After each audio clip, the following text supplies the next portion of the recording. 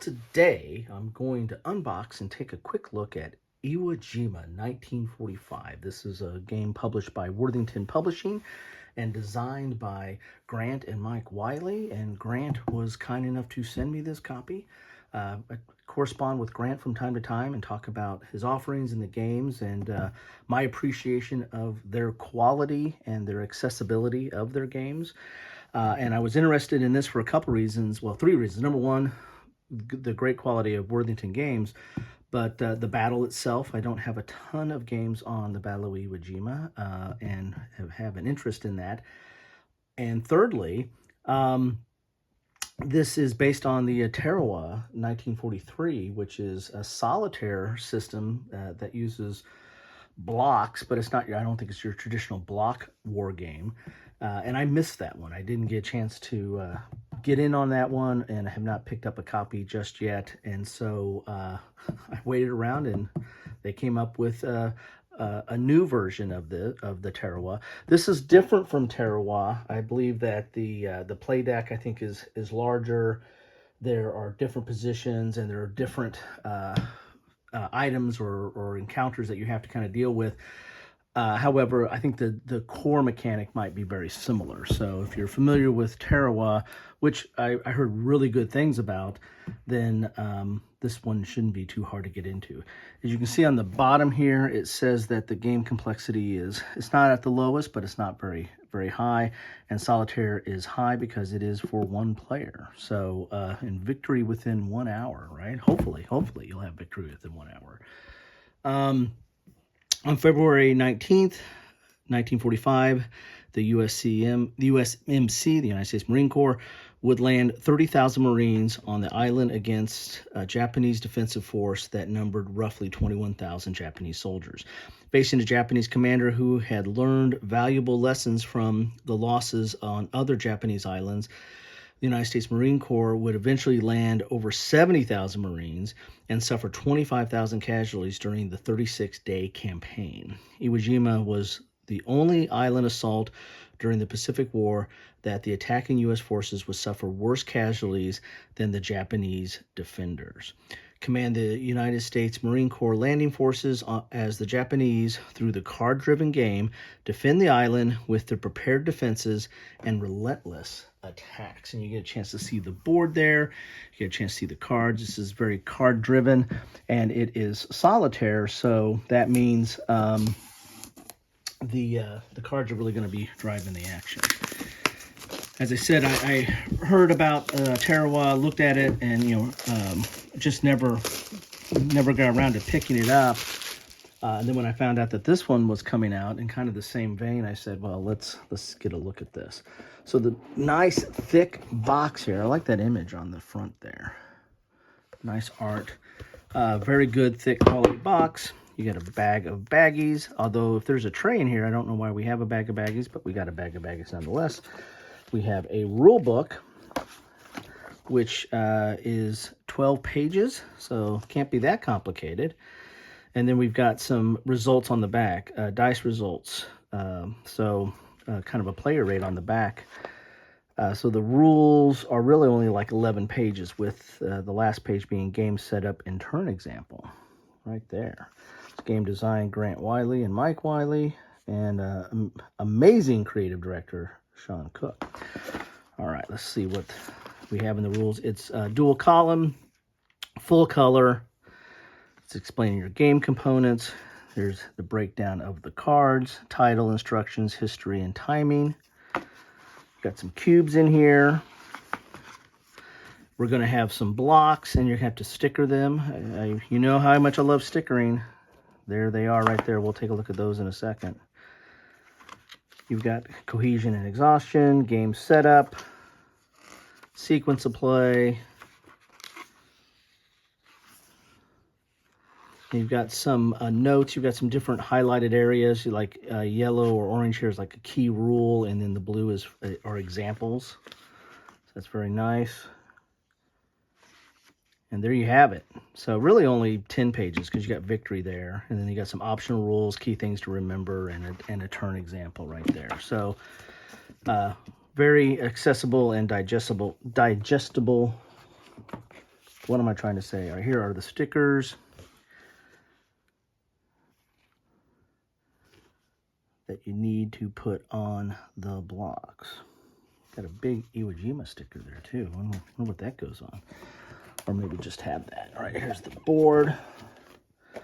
We'll take a look at that here in a second. Let's look inside the tray. We've got dice. We've got some cubes, nice, thick, good color cubes there. And then you've got your blocks. For the green is the US and the yellow are the Japanese forces. A lot of blocks in there. And then we have the cards. Let's take a look at the cards here. Let's see what we have in store for us. And this is really what's going to govern the game. And it has a linen finish, as you can see there. Nice. Let's see what the backs look like. You got the Iwo Jima. You got these backs, which they have the United States Marine Corps. You have the Japanese backs.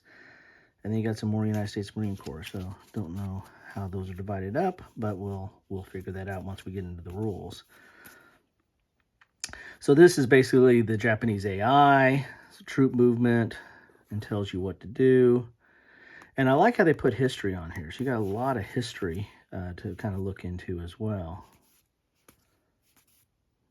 And even though these cards, they're Fields of Fire, they're doing, they look like they do some of the same things, but the history is different. So they've got, get a little bit different, a little bit more information and learn a little bit more about the battle. Now some of the art is the art and the tiles are the same, and maybe some of the effects, but you do get some different history. That is nice. There's a sniper. Can't like that. And these are some of the U.S. Cards. You got a lot of U.S. cards here at the front too. So fighting Seabees. I had an uncle that was in the Seabees. All right. There we go. And let's look at the map now. See what the map looks like. It's a mounted board, of course. That's what you get with Worthington.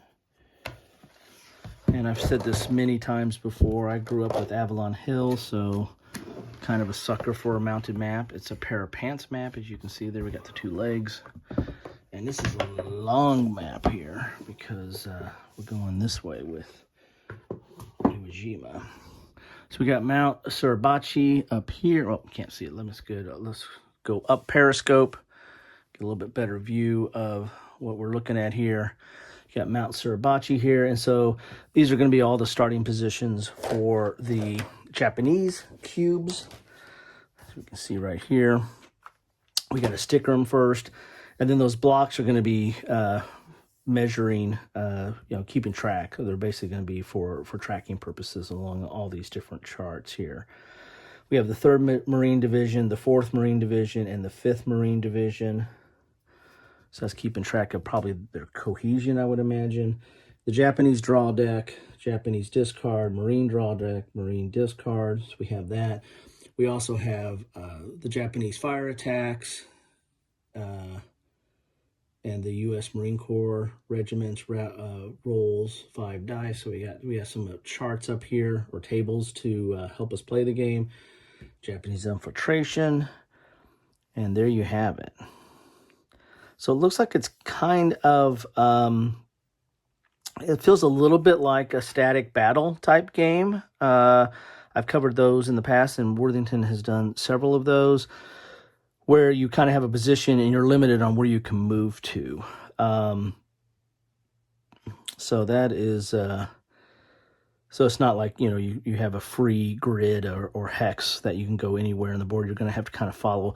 Static battle to me is a little bit more simplified than a point-to-point, but this is kind of looks like to me it's kind of a cross between a static battle and a point-to-point type situation. Anyway, there you have it. So that is what you get in a box of Iwo Jima 1945. I'm going to put these cards together. And if I have to sort them out later, I have to sort them out later. Because the Marine deck is going to go here. Let's Put a card over there just so we can see what it looks like. There we go. We've got our cubes that we've got to sticker. Sorry, the blocks we got to sticker. The cubes you won't sticker. We got our stickers. We've got some dice.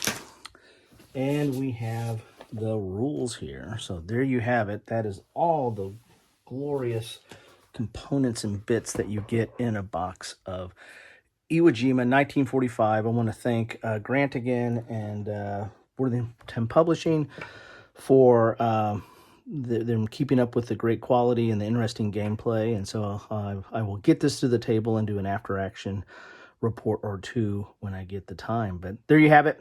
Iwo Jima 1945. Let me know your thoughts on this. If you want to talk about the differences between this and Tarawa, feel free. But I'm excited to get this to the table. Hey, it's on the table. I'm excited to get this played. I got to sticker it first, right? All right. Take care.